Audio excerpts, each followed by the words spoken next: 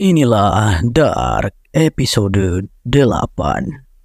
Ini adalah channel Malfest, menghadirkan alur cerita yang sangat the best, bisa menghibur dan menghilangkan stres. Yang belum subscribe ya subscribe dulu guys. Hari ini tanggal 10 November tahun 2019, Pak Ulrik Nielsen masih mengikuti Mbah Helge di dalam gua Winden. Namun dia malah kehilangan jejak dari kakek tua itu. Untungnya Pak Ulrik yang teliti di sana bisa melihat tali merah yang dipaku di dinding gua. Nalurinya mengatakan untuk mengikuti tali tersebut, hingga tali itu habis tersimpul pada logam Ouroboros. Sekarang Pak Ulrik gak tahu harus kemana. Namun tiba-tiba terdengar suara raungan yang keras, yang sebenarnya itu adalah suara deruan angin dari terowongan Sigmundus. Sepertinya Mbah Helge masuk ke sana. Sekarang satu misteri terjawab lagi. Selama ini bukanlah suara raungan atau suara petir yang kita dengar dari dalam gua, melainkan suara deruan angin yang keras dari terowongan Sigmundus. Sebab asalnya dari dalam gua, maka suara itu akan terdengar mengerikan di luar sana. Pak Ulrik segera mengikuti sumber suara tersebut, dan ketemulah sama dia pintu terowongan Sigmundus Creatus Est. Dengan memberanikan diri, Pak Ulrik masuk ke dalam terowongan tersebut. Seperti biasa, angin dari dalam terowongan menderu kencang. Lalu seperti halnya Jonas, Pak Ulrik juga bertemu dengan terowongan yang bercabang di dalam sana. Namun berbeda dengan Jonas, Pak Ulrik memutuskan untuk mengambil terowongan yang kiri. Hari ini, tanggal 10 November tahun 1953. Mbah Helge Doppler versi kecil diperlihatkan. Dia sedang mengendarai sepedanya di sepanjang hutan.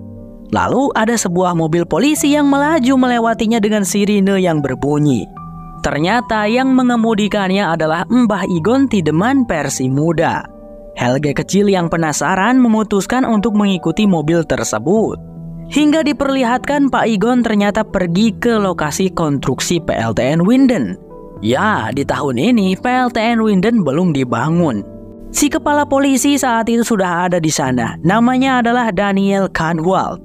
Yap, benar, Pak Daniel ini adalah ayahnya Bu Ines Kahnwald. Diceritakan di lokasi konstruksi itu ditemukan dua mayat anak laki-laki dengan kondisi sekitar matanya yang hangus. Tentu kedua anak itu adalah Erik Obendorf dan Yasin. Mayat Yasin ditaruh oleh Pak Helge di sana kemarin, sedangkan mayat Erik ditaruh 5 hari yang lalu, tepatnya pada 5 November 1953.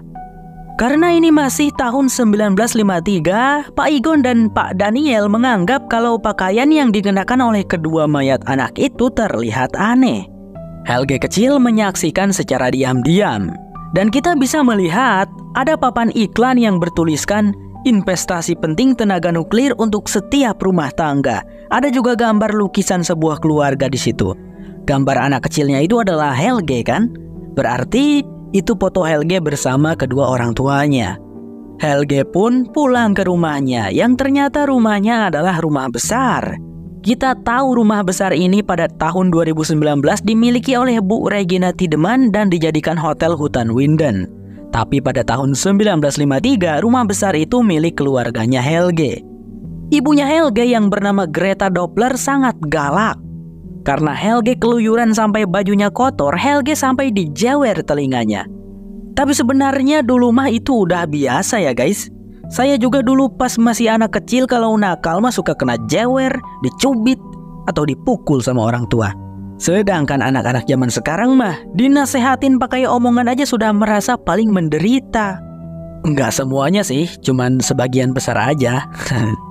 Lalu di sana juga ada Pak Berend Doppler, ayahnya Helge.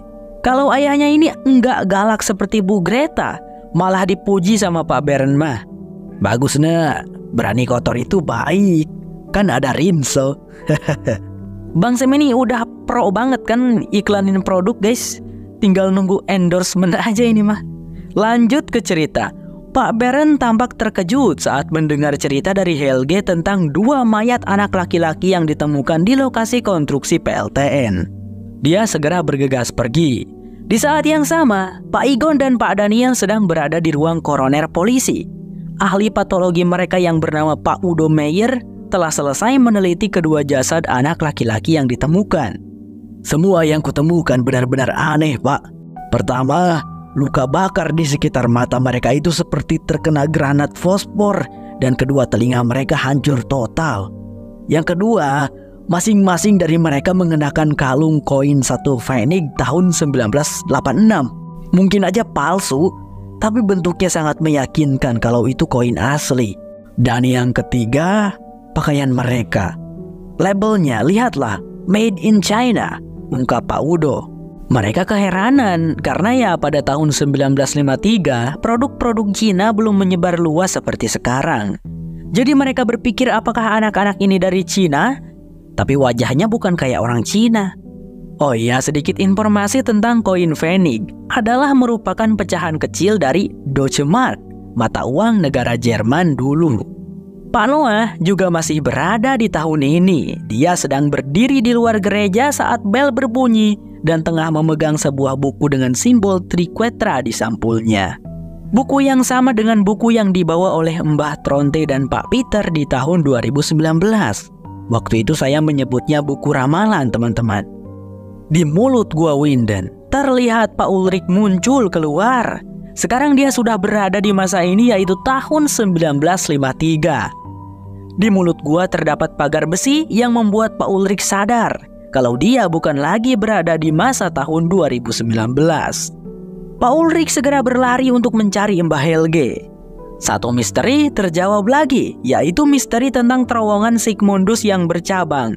Jika kita mengambil jalan ke kanan, kita akan sampai di tahun 1986. Sedangkan jika kita berbelok ke kiri, kita akan sampai di tahun 1953. Helge kecil berangkat lagi dengan sepedanya untuk mengikuti les belajar di rumah seseorang.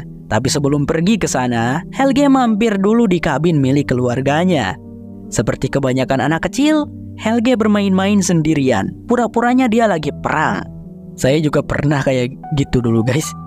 Helge juga masuk ke dalam bunker dan asik bermain perang-perangan di sana. Tak sengaja ia juga melihat di dinding bunker ada tulisan tanggal yang dibuat oleh Pak Noah semalam. Kasihan ya, Helge gak punya teman. Setelah puas bermain-main dengan imajinasinya, Helge hendak berangkat les saat itu juga. Tapi tiba-tiba ada 2 anak badung yang mengganggunya. Mereka menyebut Helge anak aneh lalu merampas uang yang Helge punya. Tak berhenti sampai di sana, salah satu dari mereka dengan tega mengencingi Helge.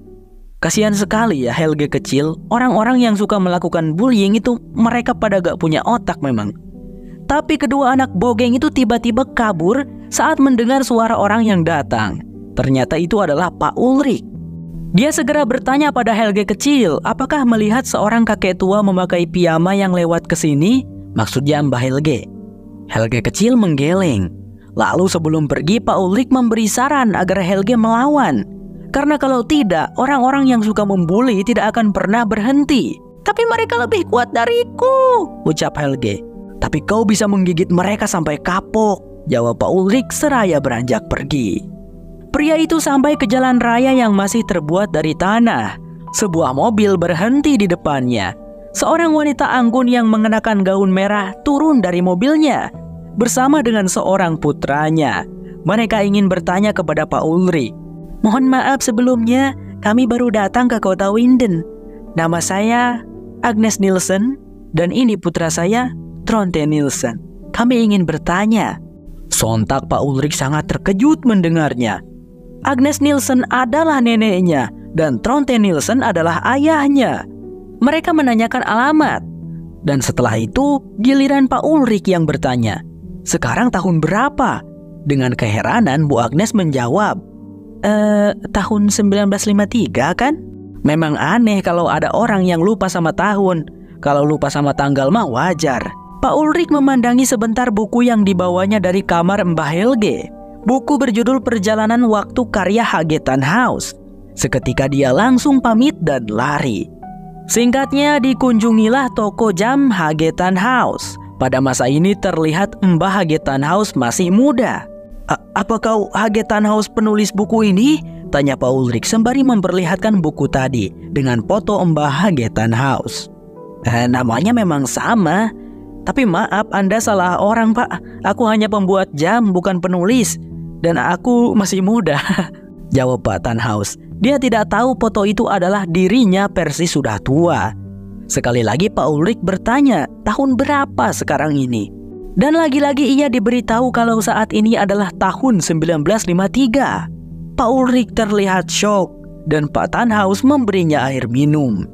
Tak lama kemudian datang dua anak perempuan ke toko itu. Mereka adalah Ma Ines Kahnwald dan Ma Jana Nielsen versi kecil. Pak Ulrich pun tercengang saat ia mendengar Pak Tannhaus menyebut nama kedua anak perempuan itu. Ibu, gumamnya Pak Ulrich. Kemudian Ines bercerita pada Pak Tannhaus tentang berita hangat hari ini, yaitu tentang penemuan jasad dua anak laki-laki misterius di lokasi konstruksi. Mendengar hal itu, Pak Ulrich langsung bertanya pada Ines dengan panik. Dia curiga salah satunya adalah Mikkel putranya. Setelah itu Pak Ulrich pergi dengan tergesa sampai kelupaan jaketnya ketinggalan di sana. Pak Tannhaus, Ines, dan Jana saling pandang kebingungan.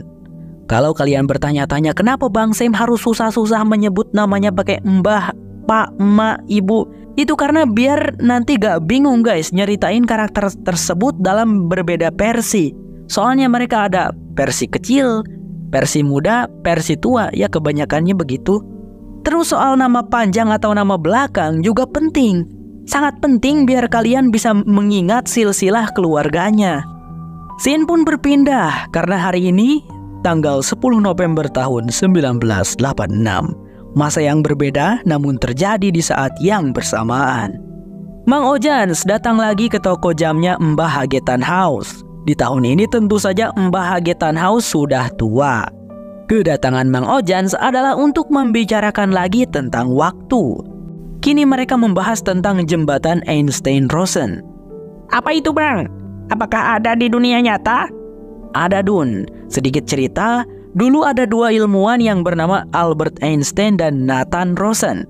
Mereka mengemukakan bahwa di luar angkasa ada sebuah objek yang dapat menghubungkan dua titik dalam dimensi ruang dan waktu. Jadi menurut teori keduanya, objek ini akan menelan materi yang masuk dan memuntahkannya di masa dan di tempat lain yang jauh, seperti melakukan perjalanan waktu. Objek inilah yang disebut jembatan Einstein-Rosen.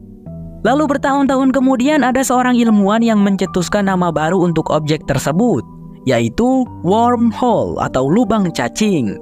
Sampai saat ini objek tersebut masih dinamakan wormhole.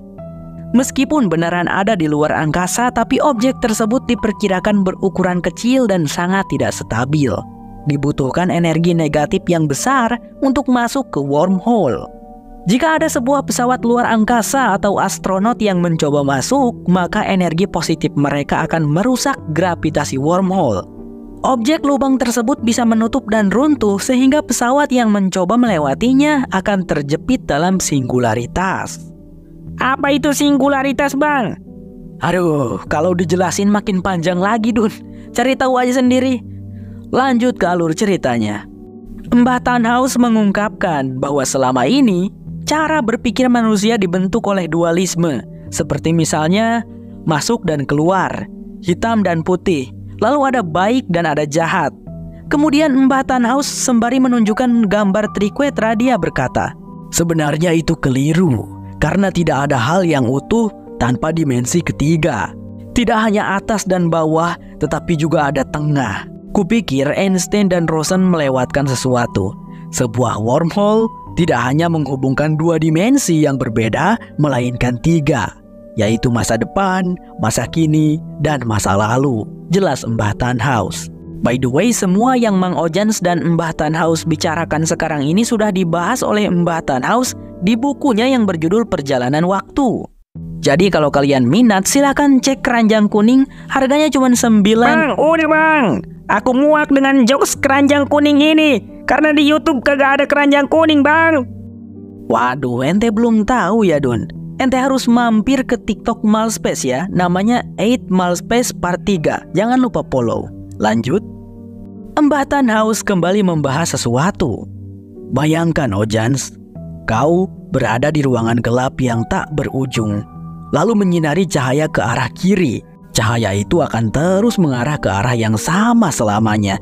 Tidak mungkin cahaya itu akan kembali kepadamu. ujar Mbah Tannhaus sambil membuat ilustrasinya di kertas. Namun, sebuah wormhole mengubah topologi ruang dan waktu. Jika menekuknya, maka semua tak akan berada di posisinya lagi. Jelas si Mbah sambil menekuk kertasnya, sehingga ilustrasi cahayanya kembali pada Mang Ojans dari arah kanan. Sederhananya adalah, selama ini kita tidak akan pernah bisa pergi ke masa lalu. Seperti halnya cahaya tersebut yang akan terus memancar ke arah kiri. Namun dengan adanya wormhole, maka pergi ke masa lalu itu bukanlah hal yang mustahil. Mbah Tannhaus lantas bertanya mengapa Mang Ojans begitu tertarik dengan waktu. Karena aku ingin tahu apakah aku bisa mengubah keadaan. Kemudian dijawab oleh Mbah Tannhaus. Semua ilmuwan akan menjawab tidak. Meski aku sendiri bukanlah ilmuwan, aku hanya seorang pembuat jam. Bayangkan Ojans, kau pergi ke masa lalu dan ingin mencoba untuk mengubah sesuatu. Namun, sesuatu yang kau coba lakukan hanya akan membuat semuanya terjadi seperti yang seharusnya. Jelas Mbah Tannhaus. Pria tua itu kembali menambahkan, putaran waktu memiliki dampak signifikan pada prinsip kausalitas, yaitu pada hubungan sebab akibat.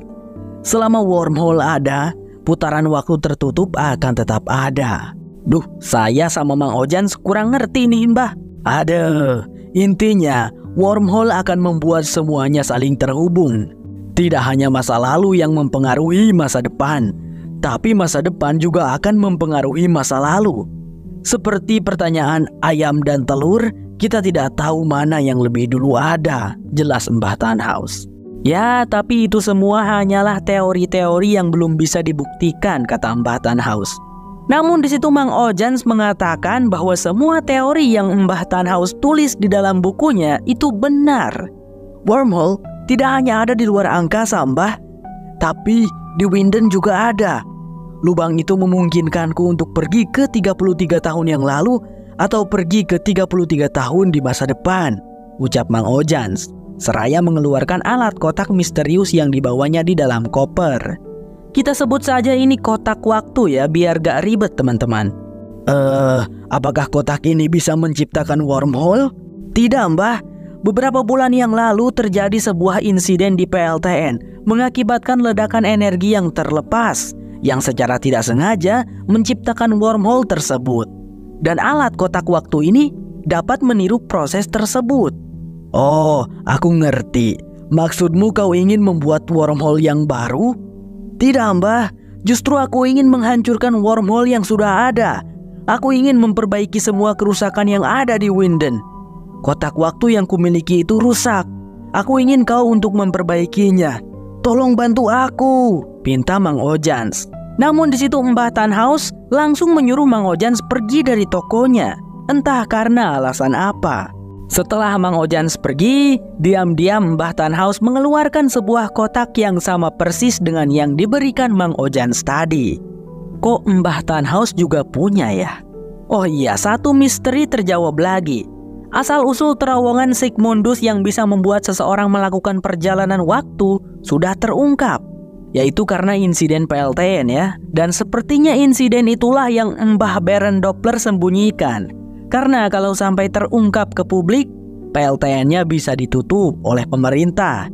Ingat kan, dengan tong-tong nuklir berwarna kuning pasti berhubungan dengan itu. Scene berpindah lagi karena hari ini tanggal 10 November tahun 1953. Helge Doppler kecil mengunjungi rumah guru lesnya yang ternyata adalah Bu Claudia Tiedemann versi kecil. Claudia sering mengajari Helge dan tentu saja diberi upah oleh orang tua Helge yang kaya raya. Gadis itu sedikit memarahi Helge karena datang terlambat. Lalu di saat Claudia sedang mengajari Helge, terdengar suara gaduh orang yang datang ke rumah. Bu Doris Tiedemann, ibu dari Claudia dan istri dari Pak Igon, sedang menyambut tamunya yang tak lain tak bukan adalah Bu Agnes Nielsen dan Tronte Nielsen. Kedatangan mereka kemari hendak menyewa sebuah kamar di rumah tersebut. Kebetulan Bu Doris dan Pak Igon Tiedemann memang ingin menyewakannya. Kepada Bu Doris, Bu Agnes mengaku kalau suaminya telah lama meninggoy. Jadi dia sekarang single parents. Scene pun beralih pada Pak Baron Doppler. Saat ini dia sedang berada di lokasi konstruksi dan tengah mengadakan konferensi pers. Pada tahun ini PLTN Winden belum ada. Pak Baron sedang berusaha merintisnya dan berharap para investor-investor kaya itu mau bekerja sama. Mereka akan membangun pembangkit listrik tenaga nuklir yang pertama di Jerman. Namun beberapa kali perhatian para investor teralihkan melihat aparat polisi yang sedang mengolah tempat kejadian perkara, di mana ditemukannya 2 mayat anak misterius. Singkatnya, setelah selesai, Pak Baron ditemui oleh Pak Igon yang ingin menanyakan daftar nama para pekerja konstruksi di sini. Tapi, menurut Pak Baron, langkah itu kurang benar. Kau tak perlu mencurigai para karyawanku, Pak Igon. Tidak mungkin mereka sengaja menaruh jasad anak-anak di sini. Justru yang kita perlu curigai adalah orang-orang dari PLTU Batubara. Kau tahu, energi nuklir ini akan membawa perubahan dan kemakmuran yang besar. Tak hanya pada kota Winden, tapi juga pada negara. PLTN Winden akan menjadi revolusi. Tapi, tak semuanya akan suka. Karena yang lama akan tergantikan dengan yang baru. Bisa saja mereka yang melakukannya untuk mencegah Dewan Kota memberikanku izin pembangunan di sini. Aku akan memberimu daftar nama para pekerja PLTU Batubara. Itu langkah yang benar. Semua ini hanyalah konspirasi, ujar Pak Baron sembari beranjak. Kalau kalian lupa dengan sosok Pak Baron ini guys, dia pernah muncul di episode 3 kalau gak salah. Bang Sam pernah bilang dia adalah bos PLTN Winden sebelum Bu Claudia Tiedemann, sekaligus pendiri dari PLTN Winden. Pas momen itu udah kakek-kakek Pak Baronnya, soalnya tahun 1986. Di tahun ini, Claudia Tiedemann masih anak-anak. Dia sedang keliling hutan mengajak Tronte jalan-jalan. Helge mengekor di belakang. Dia tampak sangat bete karena Claudia sangat akrab dengan Tronte dan hanya sibuk dengan anak itu. Dirinya terus diabaikan, bagaikan nyamuk. Oh iya, anjingnya Claudia yang bernama Gretchen juga ikut. Lalu ketika berada di dekat gua Winden, Claudia yang merasa tidak nyaman diikuti terus oleh Helge, lantas menyuruhnya untuk pulang. Sudahlah dikacangin terus, sekarang diusir suruh pulang. Sedih banget si Helge. Ketika Claudia dan Tronte berjalan sudah agak jauh, Gretchen masih berada di dekat Helge. Karena marah, Helge pun membuat anjingnya Claudia itu masuk ke gua. Dia berharap anjing itu tersesat di dalam sana. Pak Ulrich datang ke kantor polisi karena ingin melihat kedua jasad anak laki-laki yang ditemukan. Ia bertemu dengan Pak Igon. Karena di situ Pak Ulrich mengaku kehilangan seorang anak, Pak Igon pun memberitahukan ciri-ciri tentang kedua jasad anak laki-laki yang mereka temukan. Setelah mendengarnya, Pak Ulrich sadar kalau kedua jasad anak itu adalah Erik dan Yasin. Dia sedikit lega karena itu artinya bukan Michael yang meninggoy. Pria itu langsung pergi. Sedangkan Pak Igon, singkatnya dia juga sudah pulang ke rumah. Bu Doris istrinya menyambut dengan hangat. Lalu Pak Igon pun berkenalan dengan Bu Agnes yang menyewa kamar di rumah mereka. Agak canggung di sana Pak Igon. Lalu tiba-tiba Claudia dan Tronte pulang ke rumah sambil heboh dan panik. Karena Gretchen anjingnya hilang. Mungkin saja Gretchen bersama dengan Helge. Tadi Helge juga ikut kalian kan? Ucap Bu Doris. Pak Igon yang sayang anak dengan gercep hendak pergi ke kediamannya Helge untuk menanyakan anjingnya Claudia. Si Helge kecil sedang duduk sendirian di belakang pekarangan rumah besarnya. Dia sudah terbiasa kesepian dan bermain sendiri. Kali ini anak itu bermain dengan memasukkan burung-burung yang mati ke dalam kotak. Tak lama kemudian Pak Ulrich datang menghampirinya. "Apa kau Helge Doppler?" "Iya, memangnya kenapa Paman?" jawab Helge. Pak Ulrich lalu memberikan kalung koin 1 Pfennig 1986 kepada Helge dan bertanya lagi apakah Helge kecil pernah melihatnya. Anak itu mengambilnya dan menjawab tidak pernah lihat. Pak Ulrich penasaran dengan isi kotak kepunyaan Helge. Jadi dia melihatnya. "Waduh, kamu membunuh burung-burung itu Helge?" "Bukan aku yang membunuhnya Paman. Mereka jatuh dari langit dan mereka terlihat cantik saat mati." "Tapi pada akhirnya kau akan membunuh nak. 2 anak laki-laki di lokasi konstruksi, adikku dan juga putraku. Tidak sekarang, tapi di masa depan. Jika kau tidak ada, semua itu tidak akan terjadi. Aku bisa mengubahnya." Aku bisa mengubah masa lalu dan aku bisa mengubah masa depan, ucapnya Pak Ulrich. Helge ketakutan dan Pak Ulrich menangkapnya. Namun anak itu melakukan perlawanan dan berhasil lari ke hutan. Tentu saja Pak Ulrich langsung mengejarnya.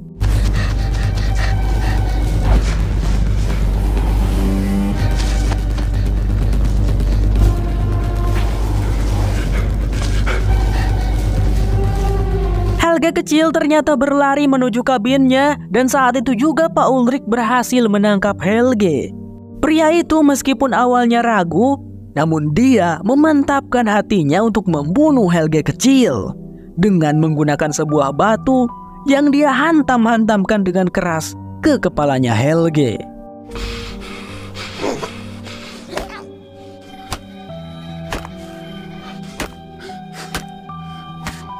Pak Ulrich baru berhenti setelah merasa kalau Helge sudah tewas. Pandangannya lalu tertuju ke pintu bunker yang terbuka. Jadi selama ini yang membuat Helge Doppler mempunyai bekas luka di bagian kiri kepalanya adalah Pak Ulrich? Pantas saja waktu di panti jompo Mbak Helge bilang kalau dia mengenal Pak Ulrich. Dan terus menggumamkan, aku bisa mengubahnya, aku bisa mengubah masa lalu, aku bisa mengubah masa depan. Mbak Helge terus menggumamkan itu karena Pak Ulrich mengatakan kalimat tersebut pada Helge kecil sebelum mencoba membunuhnya. Kejadian itu sepertinya sangat membuat Helge trauma, sampai-sampai bisa mengingat wajah Pak Ulrich dan bisa mengingat apa yang diucapkan Pak Ulrich. Wow, mind blowing guys. Jadi selama ini Helge Doppler tidak pernah tahu kalau Pak Ulrich itu datang dari masa depan. Dan setelah dia kakek-kakek, setelah dia berada di panti jompo, dia baru bertemu dengan Pak Ulrich dan baru ngeh kalau Pak Ulrich dari masa depan. Tapi itu semua terjadi karena Mbak Helge sendiri yang menuntun Pak Ulrich ke Gua Winden, ya kan? Kalau bukan karena Mbak Helge, Pak Ulrich mana bisa tahu kalau di gua ada terowongan Sigmundus. Di saat yang sama, Pak Igon sudah sampai di rumah besarnya Helge. Dia menemui Bu Greta Doppler untuk menanyakan tentang Helge apakah membawa Gretchen pulang. Namun Bu Greta ini bukan hanya galak sama anaknya, tapi sama orang lain juga dia kurang ramah. Form segitu guys. Tidak mungkin Helge kuizinkan membawa anjing ke dalam rumah. Tak ada anjing di sini, ucap wanita itu. Lalu setelah Pak Igon pergi, Bu Greta tampak mencari dan memanggil-manggil anaknya karena belum kunjung pulang. Sekarang hari sudah mau malam. Wanita itu hanya menemukan kotak mainan berisi burung mati milik Helge. Pak Ulrich saat ini sedang menyeret tubuh Helge ke dalam bunker untuk menyembunyikannya.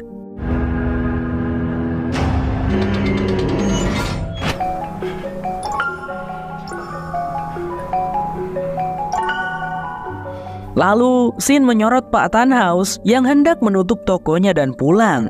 Tapi dia melihat jaketnya Pak Ulrich yang ketinggalan. Pria itu memeriksa saku jaket tersebut dan menemukan sebuah ponsel dengan wallpaper foto keluarga Pak Ulrich. Alat apaan ini? Gumamnya Pak Tannhaus. Lalu, scene terakhir memperlihatkan seorang nenek-nenek misterius di dalam sebuah ruangan. Ada banyak persenjataan dan granat di sana. Nenek itu sedang memandangi foto-foto warga kota Winden yang kita kenal. Entah siapakah dia dan entah di masa tahun berapa momen ini berlangsung. Dark bersambung. Terima kasih buat kawan-kawan semua yang nonton video ini sampai habis. Sampai jumpa lagi di episode 9. Saya Sam. Bye-bye.